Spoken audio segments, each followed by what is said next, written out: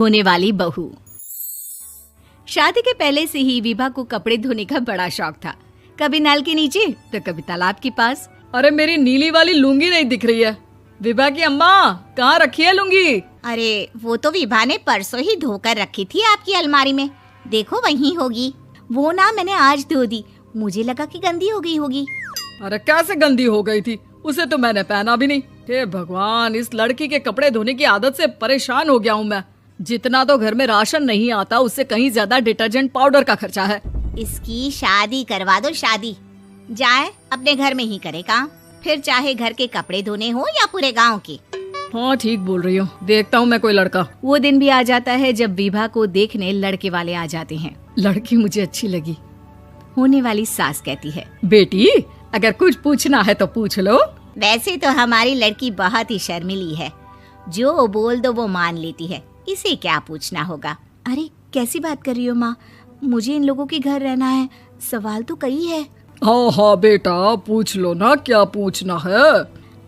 आप लोगों के घर कपड़े कौन धोता है? सास का मुंह बन जाता है।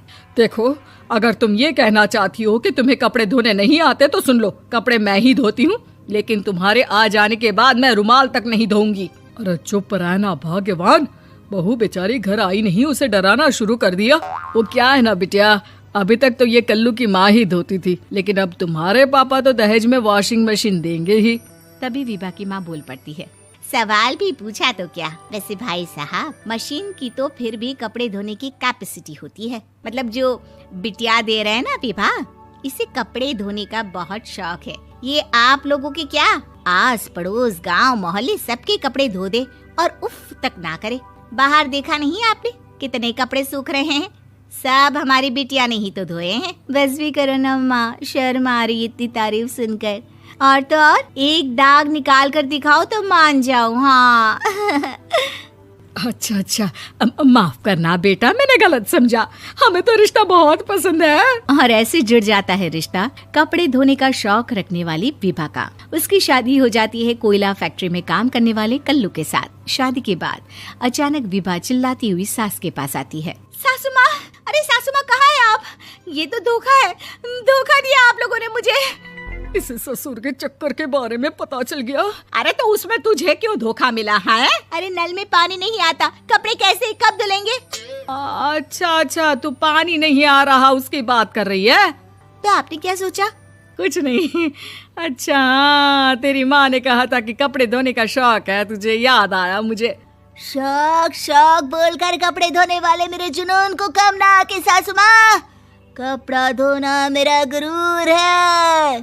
तभी पति भी वहाँ आ जाता है। अभी मैंने इसे सनी देओल की फिल्म दिखाई है, उसी के डायलॉग मार रही है माँ। अच्छा सुन, साफ साफ बता रही हूँ, पानी सुबह 4 से 6 और शाम को 10 से 12 आता है, समझी? विभा टाइमिंग सुनकर हैरान हो जाती है। ये क्या भूतों का मोहल्ला है? सुबह 4 बजे उठकर कौन कपड़े धोता है? 4 बजे टंकी में पानी जाता है, फिर सारा दिन धोना ना, किसने मना किया? अरे कैसी बात कर रही हैं? 200 लीटर की टंकी में कितने कपड़े धो लूंगी मैं, सुबह ही उठ जाऊंगी मैं। अब क्या था, विभा सुबह 4 से लेकर रात के 12 बजे तक कपड़े ही धोती रहती। एक रोज सास पड़ोस से निकलकर कहीं जा रही होती है कि साथ वाली कहती है, हाँ कल्लू की माँ, जरा ये बताओ कि 2 साड़ी है, 2 ब्लाउज और एक पेटीकोट और एक नाड़े वाला लंबा कच्छा। हाँ तो?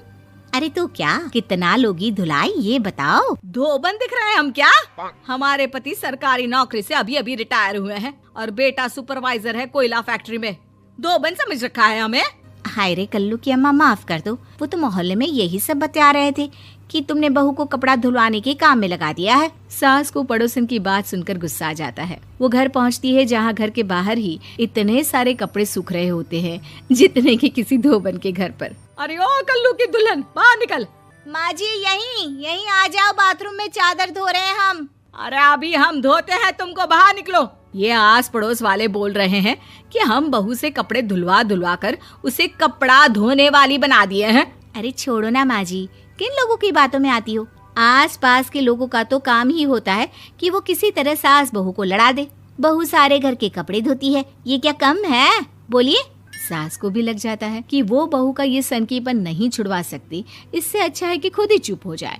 एक रोज सास और बहू मंदिर जाते हैं, जहाँ सास की साड़ी वहाँ खड़ी भीख मांगने वाली से मिलती है। माँ जी क्या बात है, आपकी साड़ी उस भिखारन से कितनी मिल रही है ना? हाँ हाँ देखो तो दोनों की साड़ी मिल रही है। क्या बात है कल्लू की अम्मा, तुम खुद को तो अफसर की बीवी बताती हो और ऐसी सिंपल सी प्लेन साड़ी पहनकर घूमती हो। सिंपल और प्लेन नहीं है ये साड़ी। तो क्या सोने के धागे से फूल बने हैं?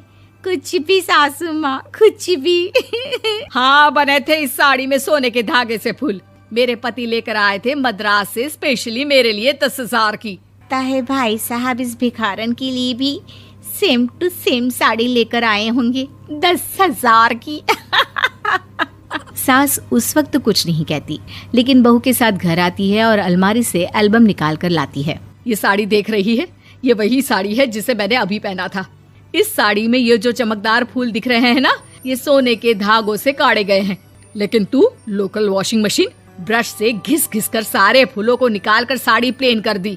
मुझे माफ कर दीजिए सासू माँ। और तो और, जब मैंने तुझे तेरी गलती के लिए कुछ नहीं कहा, लेकिन तूने तो सबके सामने मेरा मजाक ही बना दिया। क्यों? बहू को समझ में आ जाता है कि अब से उसका कपड़े धोना बंद।